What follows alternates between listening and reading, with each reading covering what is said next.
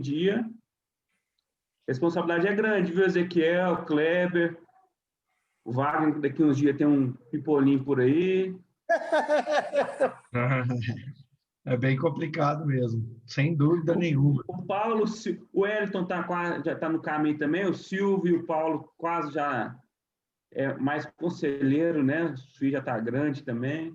Mas, nossa, eu fico olhando essas coisas, eu só penso, só aumenta a minha responsabilidade como pai.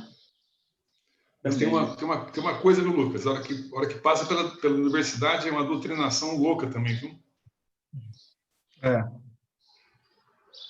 Sem dúvida. Eu tento precaver e treinar aqui em casa, mas o mundo bombardeia, metralha. O tempo todo, é toda semana colocando na mesa discussões relacionadas a isso. É complicado. Irmãos, vamos começar, Ezequiel, que hoje é dia de voto, né, Ezequiel? Então nós temos que... Tá contigo, Ezequiel. Verdade, amém, irmãos. Bom dia, graça e paz, né? Nós estamos felizes em estarmos mais uma vez nos reunindo, né? Aqui, num só espírito, né? Em torno da palavra de Deus, que é alimento para a nossa alma, né?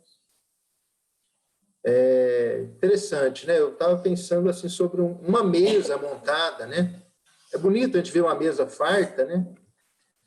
E quando a gente vê uma mesa farta, assim, aos domingos, né, a gente tem que lembrar que nós fisicamente também, né, nós estamos sujeitos à necessidade de alimentar durante a semana, né?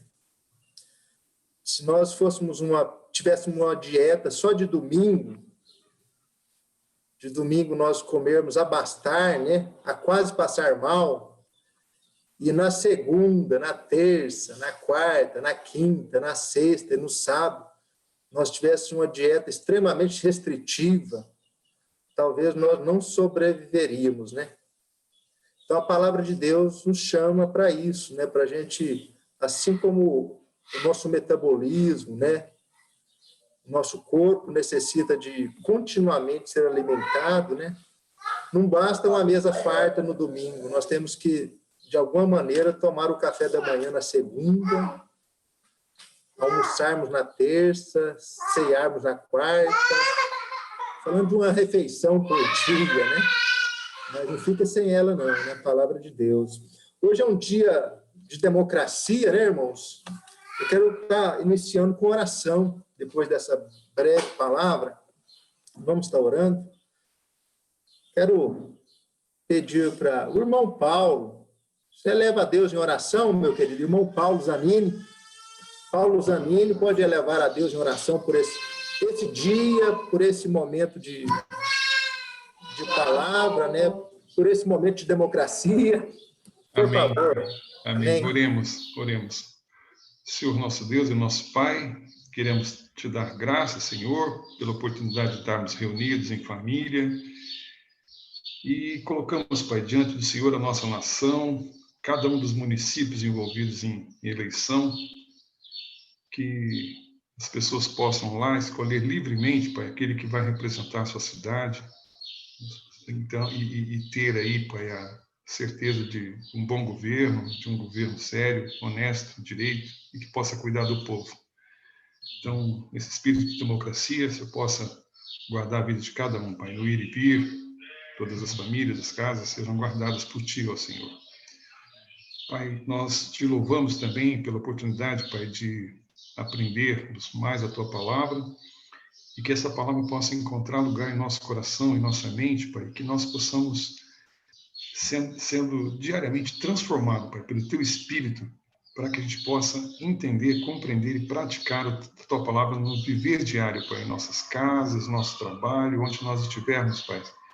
Que sejamos essa igreja viva, Pai, que reflete, Pai, o Teu amor, a Tua graça, a Tua vontade, a Tua misericórdia, que a cada passo dado, Pai, nós possamos lembrar da cruz de Cristo, Pai, que nos faz todo sentido na nossa vida. Pai, obrigado por essa oportunidade. Usa a Tua palavra, o pregador que vai trazê-las para nos ensinar, Pai, a guardar e a praticar no nosso viver diário. Humildemente eu te agradeço e oro em nome santo de Jesus. Amém. Obrigado, irmão Paulo. Eu separando um texto para a introdução, né? Nós teremos a palavra com o irmão Hélio daqui a pouco.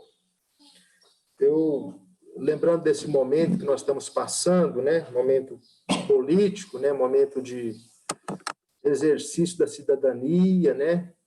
Momento que, em tese, a democracia está em alta, né? Em tese, né? A democracia está em alta no dia de hoje, né? Nada melhor que falar sobre um momento de sucessão que a Bíblia nos traz, né? Até eu acho que recentemente, não sei se foi o Hélio que pregou sobre isso, ou se foi o Leandro, perdão, esquecendo o nome do irmão Leandro, o Leandro que pregou. A palavra de Deus fala em 1 Reis, capítulo 11, do verso, 3 versículos, do verso 41 ao verso 43, fala do encerramento do reinado de Salomão, né? Fala assim: quanto ao mais atos de Salomão, e a tudo quanto fez, e a sua sabedoria, porventura não estão escritos no livro dos Atos de Salomão? Interrogação. O tempo de Salomão, o tempo que Salomão reinou em Jerusalém sobre todo Israel foi de 40 anos. Então dormiu Salomão com seus pais e foi sepultado na cidade de Davi, seu pai. E Roboão, seu filho, reinou em seu lugar. Esse texto nos traz muito uma meditação, queridos, assim, para o dia de hoje, um dia de decisões, né? Um dia que uma decisão pode nos influenciar no mínimo 4 anos, né? O dia hoje é um dia de decisão que requer muita sintonia nossa com a vontade do próprio Deus, né? Até, né? Que na verdade foi o homem que clamou o governo, né? Na Bíblia, né? Não foi Deus que falou assim: olha, eu quero agora que vocês tenham um governo. Não. Na verdade, a busca dessa democracia, né? Desde lá de Atenas, né? De 500 antes de Cristo, né? Quando surgiu o termo democracia, né? A gente vê o seguinte, que é uma busca incessante do homem, né? É o homem querendo instituir um governo sobre ele, vendo essa necessidade, né, de ser governado, né? E a representatividade, né, que talvez é o nosso grande quinhão, né, que às vezes chega no dia de hoje, né, um dia de decisões, a gente alegra, né, em ter essa oportunidade de estar escolhendo, né? Mas aqui está um texto, né, um texto bíblico, que eu não quero fugir da palavra quanto a esse tema, que fala acerca da sucessão de Salomão, né? Tradicionalmente, né, e de forma a sucessão dos reis era hereditária, né, de acordo com a Bíblia, né? Assim, salvo, né, após Davi, começou uma sucessão, né? Uma sucessão hereditária. Claro que Davi não era descendente de Saul, que foi o primeiro rei, né, que aclamado, né? Instituído por Deus, Saul, né? Chamado pelo Senhor, atendendo o chamado do povo. Mas a partir de Davi nós começamos a ver uma sucessão hereditária, né? Que em dados momentos houve quebras também. Mas aqui havia uma sucessão hereditária. Salomão, filho de Davi, né? Terceiro rei de todo Israel. Quero falar todo, porque esse foi um momento peculiar, que quando Roboão, filho de Salomão, foi assumir o reinado, ele tomou conselhos, né? Ele tomou conselhos com com os conselheiros do rei, né, do pai dele, né, que eram homens já com as cansas brancas, né, eram homens já vividos, né, eram homens mais experientes. E ele tomou, o vaidoso Roboão tomou conselho com os conselheiros do pai dele. E falou assim, Salomão tem uma... Né, nós aclamamos Salomão como o mais sábio que foi mesmo e marcou toda a história, mas tudo aquilo que cai na mão do homem, geralmente, acostuma de ter os seus oscilos, né, queridos? Salomão não foi diferente. O homem mais sábio, ele foi muito duro também sobre o governo em Israel, né? Todo Israel. Tanto é que muitos povos fugiram de Israel durante o governo de Salomão, né? O reinado, né, de Salomão, que foi 40 anos. E agora nós vemos Roboão assumindo o reinado, e Roboão tira conselho, filho de Salomão, tira conselho com os anciões, e depois ele tira conselho com seus amigos, né? Olha só, hein? A gente sempre pensa que tirar conselho com os amigos é o melhor conselho, né? Não é, irmãos? A gente sempre pensa, poxa, eu tiro conselho com meu amigo, porque meu amigo é aquele cara que é meu amigo, né? Não é da onça, né? É meu amigo, né? A gente sempre pensa que o conselho do amigo é o melhor conselho, né? E aqui a gente vê que o conselho dos anciões foi assim, bom, o senhor é o nosso rei, isso aí nós não abrimos mão, o senhor é o nosso rei, né? Todo respeito, o senhor está na linha de sucessão do seu pai, e nós queremos te servir, né? Contudo, a gente percebe que seu pai foi um homem muito sábio. Se você ler lá o capítulo 12 de Reis, você vai ver isso. Seu homem foi um homem muito sábio, mas o seu pai foi um homem de mão muito pesada sobre Israel. Muitos foram embora daqui porque seu pai foi muito duro. E agora o tempo também é apertado, mas vou resumir um pouco, né? E agora ele pega e toma conselho. Os anciões falaram para Roboão, Roboão, se você conseguir amparar esse povo, né?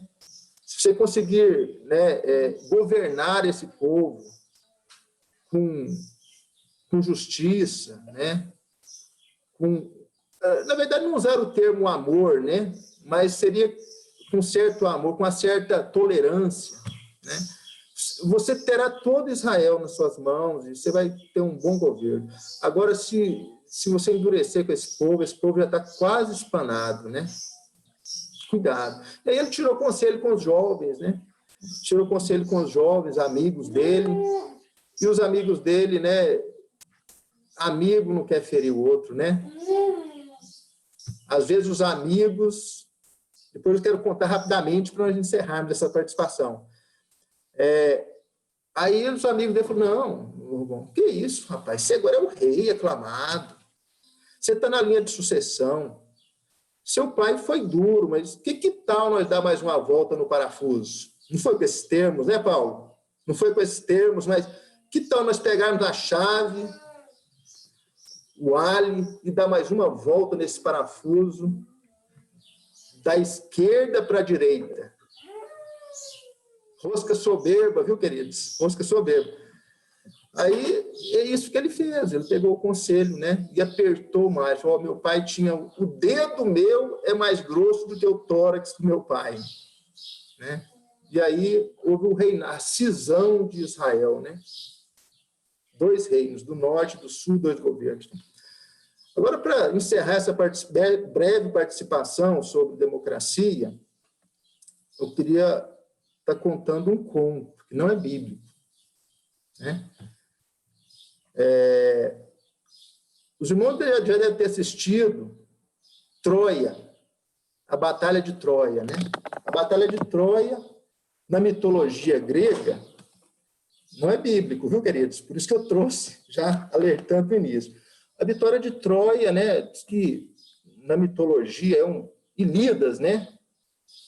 É um poema, né, sobre a situação do povo grego, né?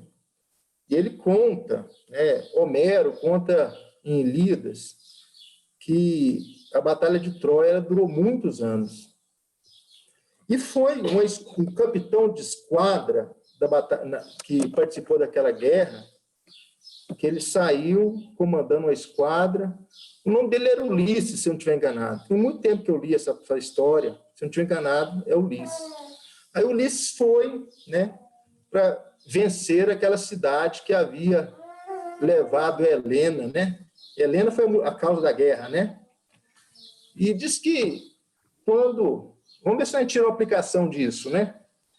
Aí diz que ele ficou lá batalhando, e tem aquela situação lá do cavalo de Troia e tudo, né? Eles acabaram vencendo aquela grande batalha, depois de muitos anos de cerco em Troia, né? Astuciamente, eles venceram aquela batalha. E agora, de volta para casa, aquele capitão, né, comandante daquelas esquadras, chamado Ulisses, sabia que a batalha lá tinha vencido, mas havia ainda outras batalhas para chegar em casa, né? E quando ele estava a caminho, né, perdeu muitos homens, né, e já com a tropa bem defasada. Para os irmãos terem ideia, a história conta que aquele homem não foi mais reconhecido em casa quando ele voltou. Só o cachorro dele que conheceu ele, o cachorro que durou mais de 20 anos, conheceu ele, e a serva dele que conheceu ele quando foi fazer massagem nos seus pés, que lembrou de uma fissura que tinha no pé dele, falou: você é o meu patrão, Ulisses mesmo, aqui, ó, filho, né? Então, sem entrar nesses pormenores, aí ele voltando para casa com essa esquadra, e com os homens, aí ele lembrou que passava por uma ilha. Isso que me atenta no dia de hoje. Ele passava por uma ilha chamada Capri, né? Que é no Mar Mediterrâneo. E no Mar Mediterrâneo, isso é uma história, queridos, não é Bíblia. Aí no Mar Mediterrâneo, ele sabia que naquela ilha chamada Capri, aqueles homens tinham mais de 10 anos que não tinham contatos com suas patroas, né? Aqueles homens estavam assim, os hormônios deles, né, da aflição da guerra, das batalhas, das restrições, dos embates, das perdas de amigos, né? Então, assim, eles estavam debilitados, né, se podemos falar assim, né?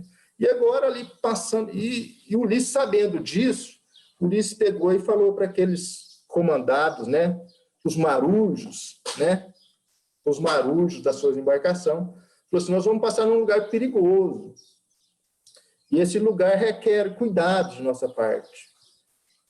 Essa ilha era muito conhecida porque ela era cercada de recifes e corais muito perigosos, e tinha um canto chamado Canto da Sereia, né? O Canto da Sereia, que aquilo trazia, queridos, uma fascinação para aqueles homens, que muito tempo não se ouvia uma voz de uma mulher, né? E aquilo era uma estratégia fatal, né? O som do vento naqueles corais, naquelas pedras, fazia um zunido, um assovio encantador. E geralmente as embarcações, os homens queriam atracar as suas embarcações naquela ilha para conhecer essas lindas mulheres, né? Supostamente na mente deles, né? E, na verdade, morriam ali, né? Os navios naufragavam, e ali já era o lugar de final. Então, Ulisses pegou e criou uma estratégia e falou assim: olha, eu quero que todos os marujos tapem seus ouvidos com cera. E eu, como sou o capitão, ele falou, né? Eu quero que vocês me amarrem no mastro dessa embarcação e deixe meu ouvido destampado, mas eu posso gritar, bem amarrado, que eu posso gritar o que for de lá, dar ordens, o que for. Vocês vão descumprir minhas ordens. E assim eles conseguiram atravessar a ilha de Capri. Ulisses amarrado no mastro da embarcação e todos os marinheiros tapados os ouvidos. Hoje é dia de democracia, queridos. Com certeza, tem muito canto de sereia por aí, né? Tem muito canto de sereia, e nós devemos pautar nossas vidas, né, na palavra de Deus, né? Não é nesse conto, né? Esse conto é só uma ilustração, mas nós devemos pautar nossa vida, a experiência dos mais velhos, né? Tudo isso é alimento para nossas decisões. O que nós já vivemos de experiência, né? O que nós já passamos, né? E tomamos cuidado com os cantos da sereia, né? Porque existe muito canto de sereia nos conduzindo a mares perigosos, a corais de morte. Mas com discernimento de Deus, com a misericórdia do Senhor, nós vamos decidir para o bem, né? Amém, queridos? Tem uma canção, o Elton separou para nós, e eu já deixo já com o Elton, ok, Elton? Em seguida da canção, já fico com você, querido. Ok.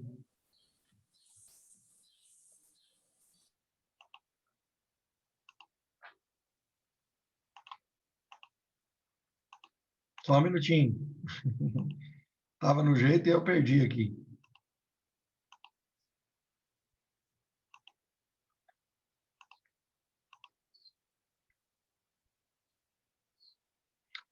Irmãos, eu não vou compartilhar direto pela tela, eu vou deixar vocês ouvir pelo meu microfone, porque quando vai pela tela, ela fica problemática, tá?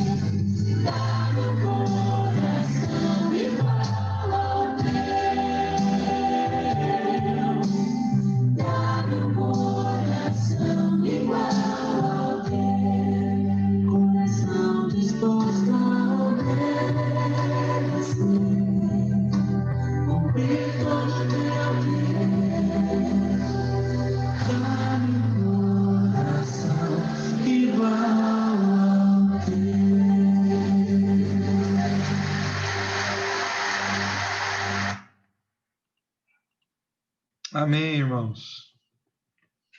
Vocês estão me ouvindo bem? Alto e bom som?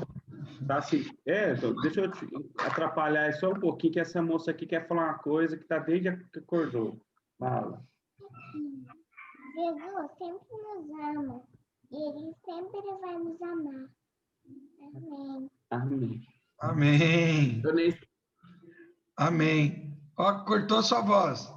Ela falou que ia falar outra coisa. Mas o Espírito usa para o que ele quer, né? Jesus nos ama e sempre vai nos amar. Amém, Cléo. É isso mesmo. Nunca esquece isso na sua vida toda, né? Eu fico bobo com os caminhos do cérebro do Ezequiel na presença de Deus. Se eu falasse, Ezequiel, vou te dar 4 palavras para você fazer a abertura: Helena de Troia, Ilha de Capri, o Canto da Sereia e a votação 2020. Você deu conta, cara. Isso aí foi longe, viu? É muito bom. Irmãos, a palavra hoje é uma breve reflexão que não tem muito a ver com o dia de hoje especificamente, mas tem muito a ver com a música que a gente ouviu e com os tempos em que vivemos, tá? É um texto hiper conhecido, né, principalmente pelo povo de Deus, que na maioria das vezes ele tem sido usado de maneira completamente errada, né? O texto, eu só vou citar por enquanto o título, porque eu quero falar de um contexto, né, antes dele. Mas é o famoso texto da mulher que não é apedrejada, né? Que o título diz que Jesus perdoa a mulher em adultério. Mas eu queria começar falando do contexto, né? Como chegou nesse momento. Um capítulo anterior a desse texto, que é João 8, a gente tem o quê? A festa dos tabernáculos, que era uma das 5 festas famosas, né, oficiais do povo judeu. Jesus estava na Galileia comemorando essa festa, e o texto diz que Jesus estava todos os dias no templo, ensinando a palavra, né? No capítulo 7, a gente tem muitas citações, mas eu acho que esses 2 momentos são importantes. Era um momento de festa, né? Jesus estava na Galileia e ele ensinava todos os dias no templo. Eu vou compartilhar com vocês agora o texto, na versão que eu tenho mais usado, que é a nova tradução na linguagem de hoje, né? A famosa NTLH, só para vocês verem em tela, né? Os que conseguem ver aí. Eu vou ler rapidamente, depois tecer alguns comentários, né? Então, o texto está intitulado assim: Jesus perdoa uma mulher apanhada em adultério. Depois, todos foram para casa, mas Jesus foi para o Monte das Oliveiras. De madrugada, ele voltou ao pátio do templo e o povo se reuniu em volta dele. Jesus estava sentado, ensinando a todos. Aí, alguns mestres da lei e fariseus levaram a Jesus uma mulher que tinha sido apanhada em adultério e a obrigaram a ficar de pé no meio de todos. E eles disseram: Mestre, essa mulher foi apanhada no ato de adultério. De acordo com a lei que Moisés nos deu, as mulheres adúlteras devem ser mortas a pedradas. Mas o Senhor, o que é que diz sobre isso? Eles fizeram essa pergunta para conseguir uma prova contra Jesus, pois queriam acusá-lo. Mas ele se abaixou e começou a escrever no chão com o dedo. Como eles continuaram a fazer a mesma pergunta, Jesus endireitou o corpo e disse a eles: Quem de vocês estiver sem pecado, que seja o primeiro a atirar uma pedra nessa mulher. Depois, abaixou-se outra vez e continuou a escrever no chão. Quando ouviram isso, todos foram embora, um por um, começando pelos mais velhos. Ficaram só Jesus e a mulher, e ele continuou ali de pé. E ela continuou ali de pé. Então Jesus endireitou o corpo e disse: Mulher, onde estão eles? Não ficou ninguém para condenar você? Ninguém, Senhor, respondeu ela. Jesus disse: Pois eu também não condeno você. Vá e não peques mais. Esse é o texto. eu queria, antes da reflexão propriamente dita, fazer alguns comentários sobre os versículos. Então, é o seguinte, a primeira coisa que a gente vê no versículo 1 é que Jesus foi para o Monte das Oliveiras. O Monte das Oliveiras era o momento de comunhão dele com o Pai. Se você vê nos outros textos, era o momento que ele tirava de oração, né? Era o quarto fechado que ele nos ensinou lá em Mateus. Era o lugar em que Jesus ia para estar com o Pai em um momento de intimidade, de oração. E o interessante é que no 2, né, quando ele sai do Monte das Oliveiras, ele volta para o pátio do templo. Interessante ressaltar o horário, né? De madrugada, quer dizer, no primeira hora do dia. Eu não sei se vocês sabem, né, mas o judeu, ele divide o dia em partes a partir da hora sexta, das 6 horas da manhã. Então, às 6 horas da manhã, começa a contar. Então, a primeira hora do dia é às 7, a segunda hora às 8, e aí meio-dia é a sexta hora da manhã. Depois ele começa a contar de novo, tá? Então, na primeira hora do dia, que era madrugada, a partir das 6 da manhã, Jesus já estava no templo. Aqui tem muito a ver com o modelo de vida, né? Uma oração, recarregando as baterias e conversando com o Pai, e começando o dia, já no pátio do templo, o povo se reuniu em volta dele, Jesus estava sentado ensinando a todos. Nos versículos 3, 4 e 5, a gente tem, né, a introdução dos mestres da lei, dos fariseus, na presença de Jesus, trazendo uma mulher que foi pega em pecado naquele momento, né? Ela estava em flagrante, né? Foi apanhada em adultério.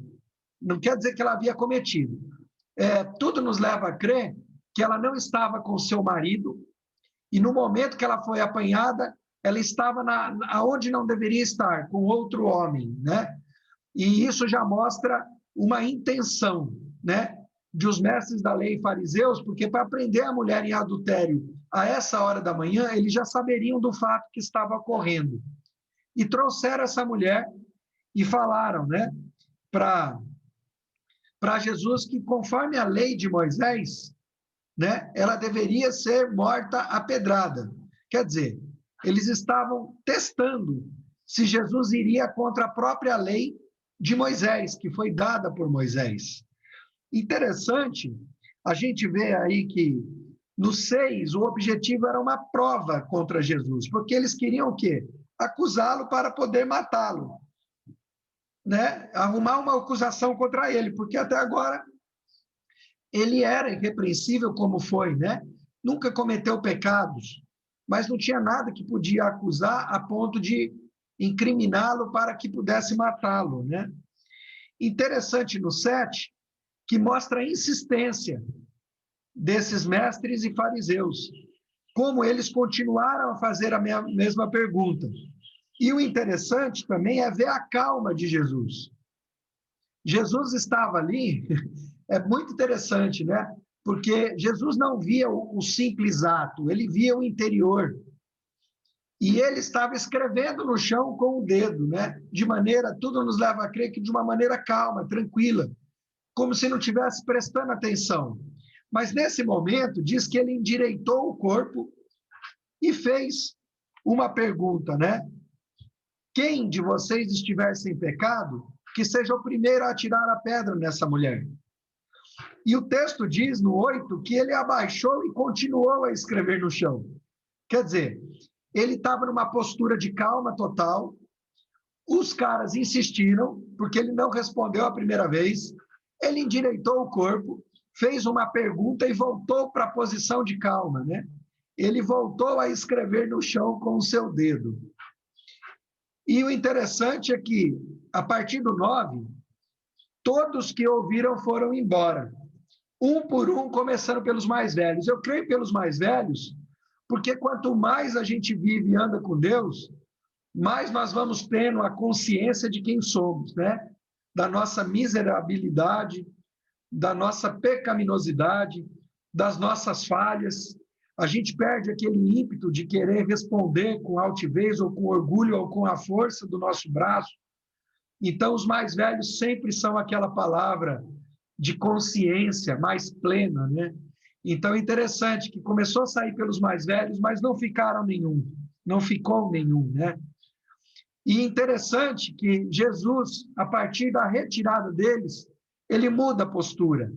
Aquele que estava ajoelhado ou de cócoras, escrevendo no chão, endireita o corpo, olha para essa mulher e faz uma pergunta: não ficou ninguém para te condenar? Cadê o pessoal que estava aqui com as pedras nas mãos, né? E ela responde: ninguém, Senhor. Respondeu ela. E Jesus, de maneira muito clara, fala assim: eu também não te condeno. Vá e não peques mais. O interessante, inicialmente, antes da reflexão propriamente dita, é a gente entender a diferença clara entre condenação e julgamento que leva à condenação, e entre o conhecimento do que é certo e errado de acordo com a palavra de Deus. Esse elemento, ele é muito importante para a gente, porque nós não fomos chamados para julgar e condenar. Nós não temos nem autoridade nem poder para isso. O que é julgar condenando? É separar os que vão para o céu ou para o inferno, né? E por que eu estou trazendo isso? Porque isso tem sido ponto comum nas nossas ações. Mas sim, nós fomos chamados para conhecer, de acordo com a luz da palavra de Deus, o que é certo e o que é errado, o que é pecado e o que não é. E não assumirmos uma posição de ficarmos em cima do muro. Então, existe uma diferença muito grande entre julgar condenando e conhecermos a verdade e odiarmos o pecado. O problema é que quando a igreja não está julgando e condenando, falando esse aí é o enviado de Satanás, ou é um herege, ou não vai para o céu, nós estamos assumindo uma postura de ficar em cima do muro, sem declarar o que é verdadeiramente pecado à luz das Escrituras ou não. Então é muito interessante que Jesus não condenou a mulher, mas alertou para ela não pecar mais porque ela estava em pecado. E essa tem que ser a posição da igreja, né? Mas vamos ter a breve reflexão. Irmãos, nesse texto, nós temos 3 personagens. O primeiro, nós temos uma mulher pega em pecado, cometendo pecado. O segundo, nós temos Deus encarnado em homem, que era Jesus, feito homem, sem nenhum pecado.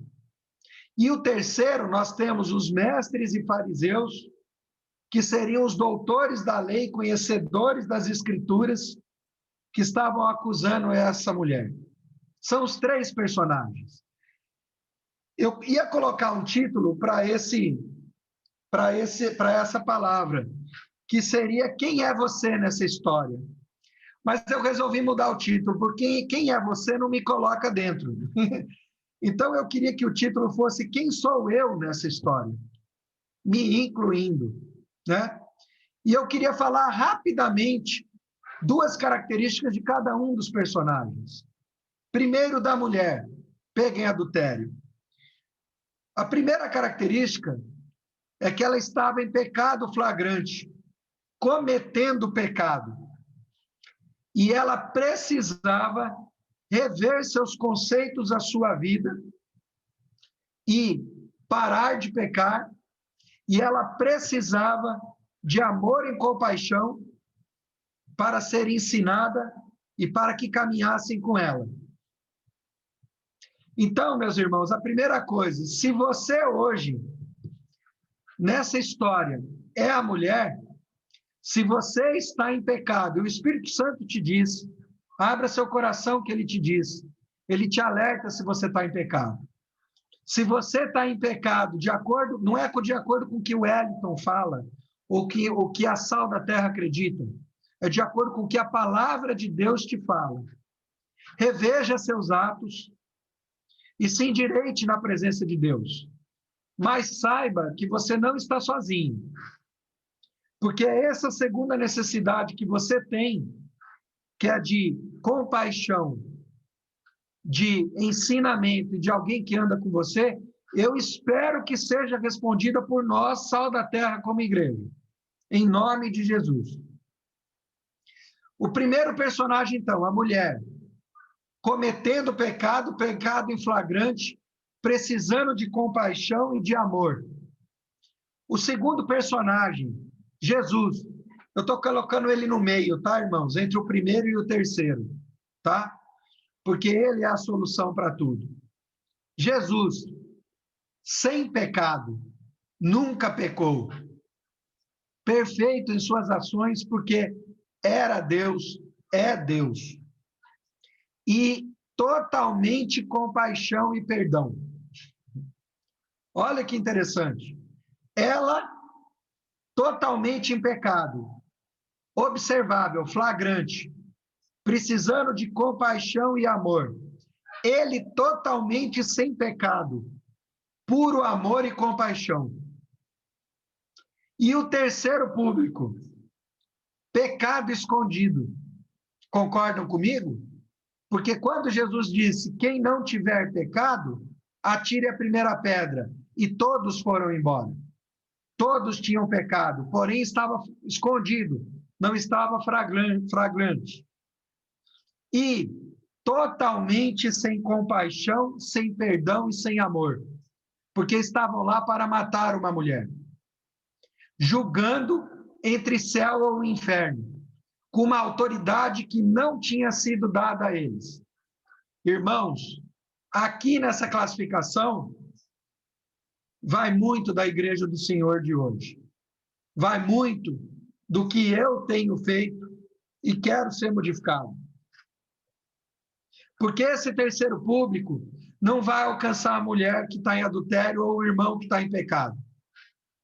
Irmãos, a primeira coisa que o irmão faz quando está no nosso meio e não consegue se libertar do pecado é sair do nosso meio.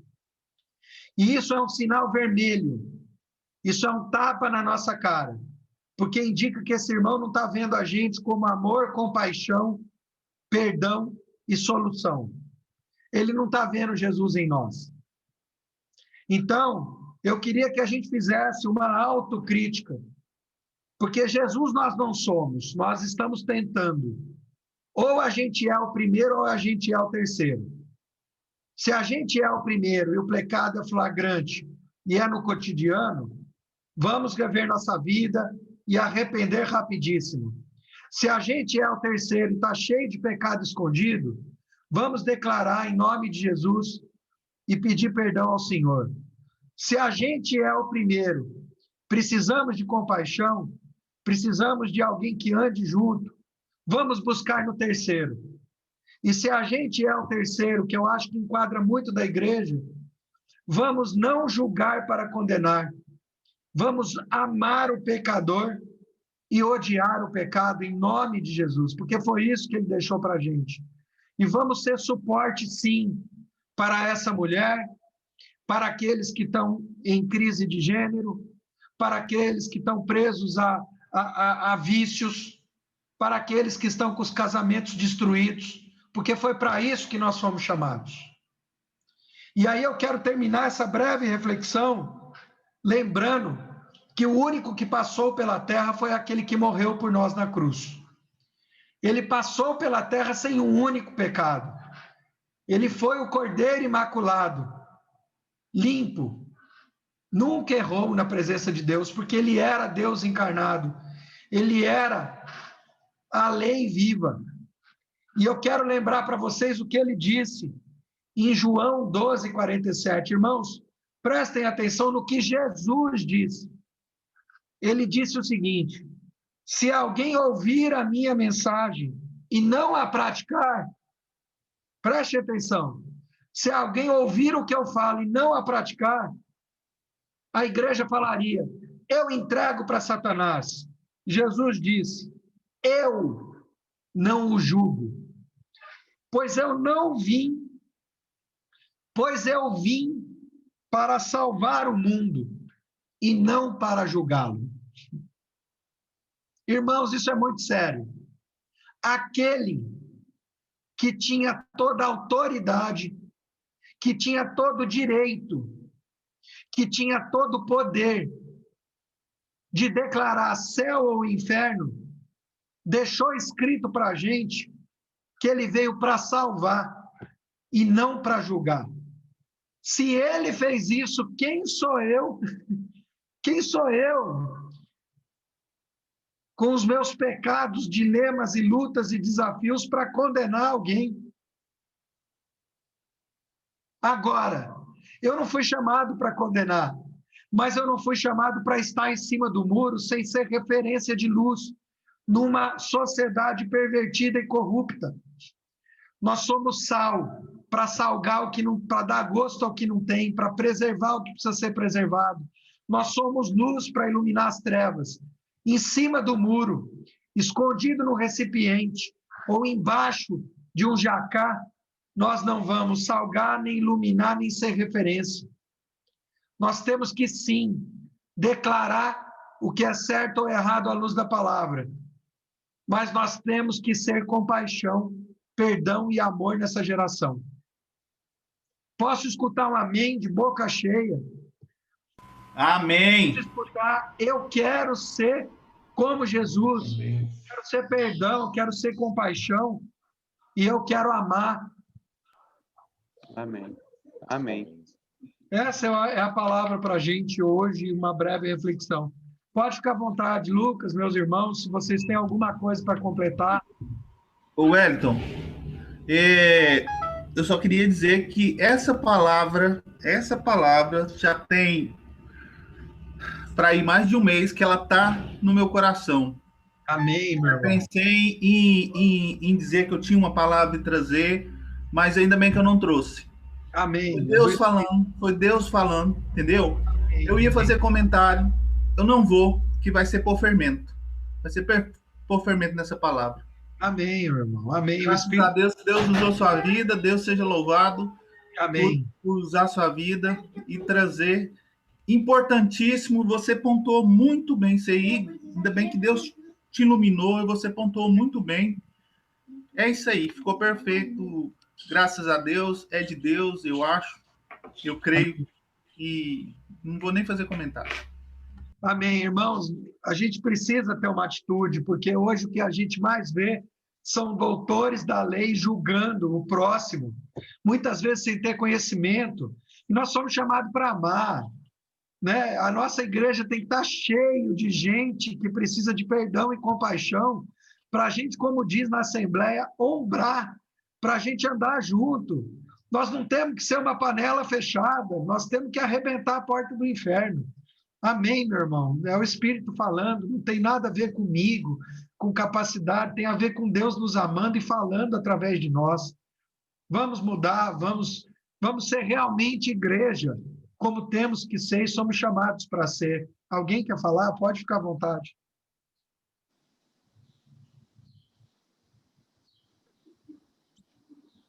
Não? Eu acho o seguinte, vou falar meio baixo aqui, que a irmã já está dormindo.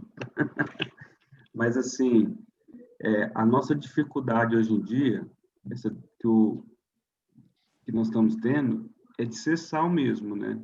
Nós não podemos exagerar no sal, a ponto de salgar e estragar a terra, como também nós não podemos ser omisso e faltar o sabor. Então, assim, eu tenho sofrido muito com isso, porque eu sou uma pessoa, assim, eu sou muito calma em muitas partes, mas sou extremamente,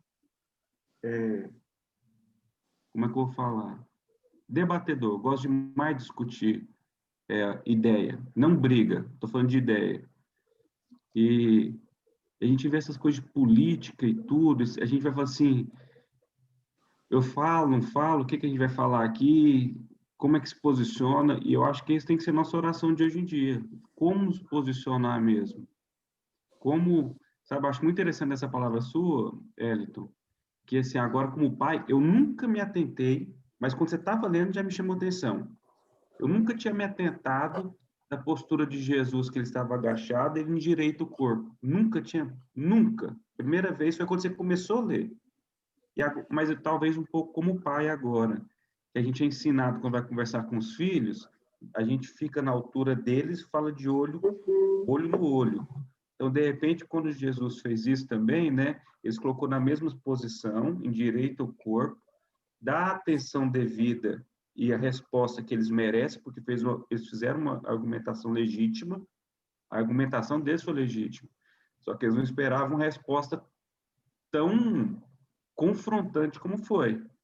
Então, assim, nós possamos ser essas pessoas, assim, que não, quando for debater, discutir, que a gente lembre que nós somos sal da terra, que nós não estamos acima, então que a gente possa endireitar o corpo, conversar no mesmo nível, não achando que nós estamos acima das pessoas, mas estamos no mesmo nível, nós somos irmãos, e que uma coisa que o Elton gosta de falar muito, a gente não sabe a verdade.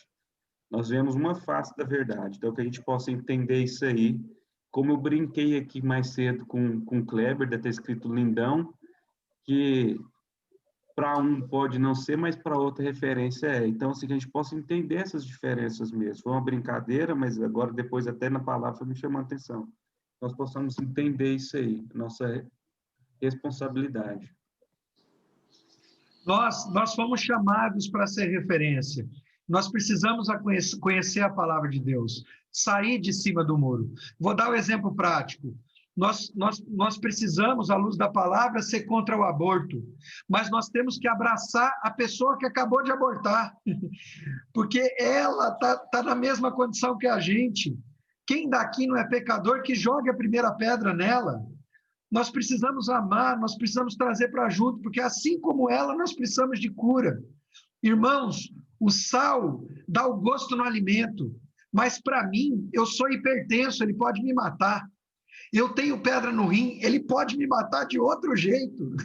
Vocês estão entendendo? É o que o Lucas disse, existe a temperança de Deus, o jeito certo, né? Muito obrigado, Lucas, acho que é isso mesmo, e exige uma mudança de postura, amar incondicionalmente, conhecendo a verdade, né? Sabendo a verdade. Gente, Elton, normalmente tem como a gente conhece um pouquinho a palavra, normalmente a gente quer usar de sinceridade, sabe? Assim, ser sincero, né, com a situação que você passa a vivenciar ali. Mas a verdade é a seguinte, Jesus é sensível o tempo inteiro. Então, assim, a canção que você colocou dá sentido, dá um novo coração e que o Espírito nos dê sensibilidade realmente para, sabe, amar e para ajudar e para perdoar e para ter misericórdia, porque nós estamos no mesmo barco, entendeu? Então, isso muito muito bacana, entendeu? E é um momento assim de pra gente refletir mesmo, sabe? Uma palavra que usada assim, um trecho pequeno, mas é até importante porque ele nos ajuda a refletir. Então, você tem 3 personagens, onde que eu estou? Se eu não sou do meio, que tem todo a sensibilidade, todo o equilíbrio, toda a justiça, né? Então, é isso aí. Muito bom, meu irmão. Deus abençoe. Perfeito, meu irmão. É essa mesma reflexão. Quem sou eu nesse texto? A mulher em pecado, precisando de compaixão? Nós estamos aqui. Quem sou eu nesse texto? Uma igreja com pecados que não tem compaixão? Precisamos rever nossa posição, em nome de Jesus. Perfeito, é isso mesmo. Paulo, só falando para você, quem escolheu a música foi Ezequiel, porque é o Espírito que usou ele. Muito bom. Muito bom. Alguém mais, irmãos? Se não tiver, eu devolvo a palavra para Ezequiel, para finalizar, Ezequiel.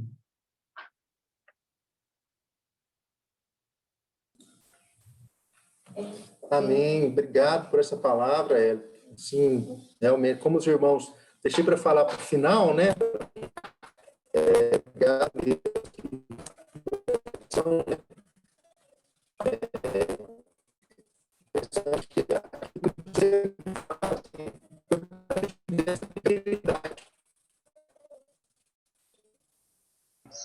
Tua palavra está picotando.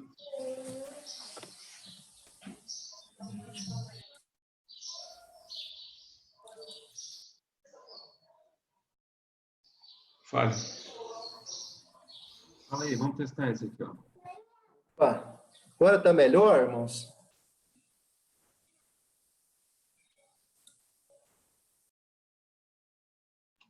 Tá melhor, ficou muito bom, Ezequiel. Pode continuar.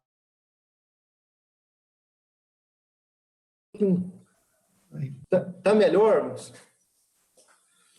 Então, quero agradecer o irmão, vou repetir, porque eu não sei até onde precisa.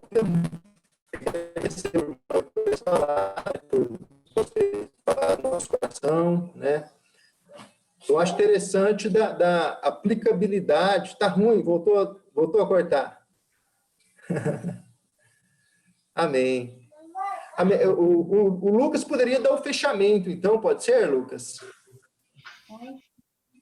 Por gentileza? Pode ser. Eu estou aqui saindo das áreas aqui que a Rabia foi dormir ali. Irmão, então assim, nós possamos assim, realmente ser essa sal da terra, que a gente possa realmente assim,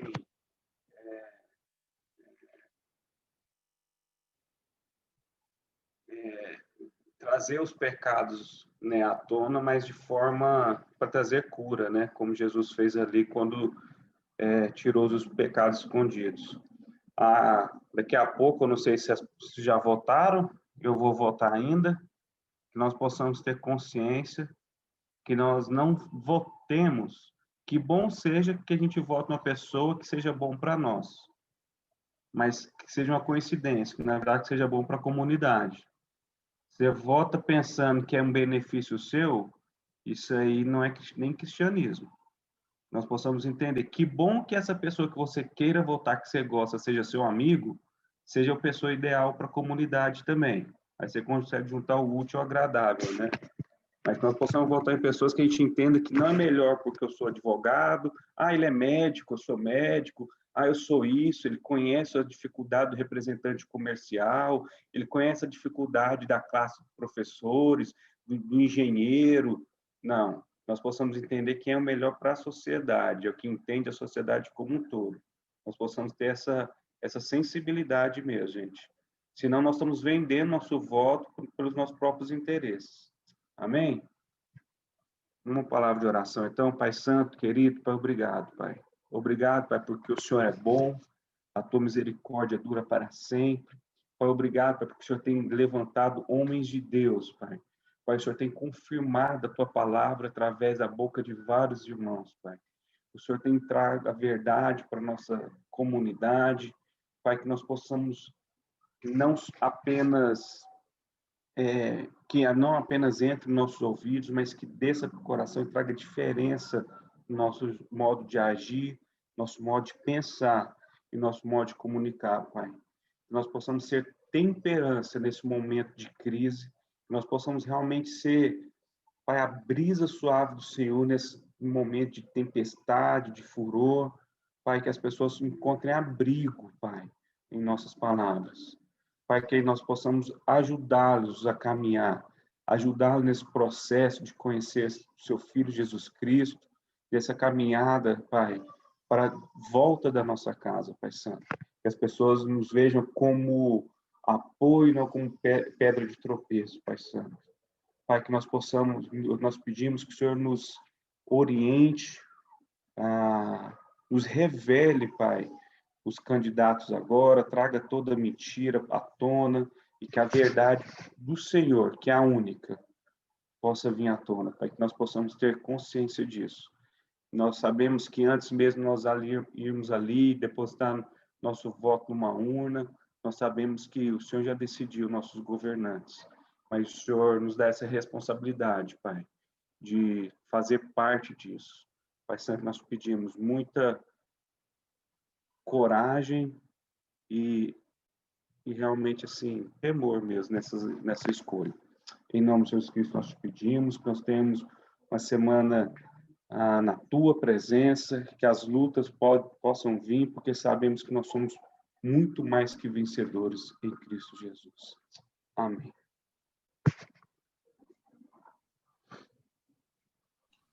Fique com Deus, irmãos. Boa semana a todos. E Voto Não. inconsciente. Tchau, lindão. Até mais. Tchau, povo bonito. Tchau, Fabrício. Deus te abençoe aí, Fabrício. Fabrício, irmão Ô, Paulo. Bagão, valeu, Bagão. Valeu. Ô, Isso, boa semana. Deus tá na abençoe. Araguaia? Tá na Araguaia, é? Na Araguaia, hein? Deus abençoe você, Henrique. Dê uma semana abençoada. Amém. Irmãos. Deus abençoe, Boa pessoal. semana. Deus Boa abençoe. semana aí. Amém. Feijão não queimou, não, viu? Desliguei. Eu ia perguntar.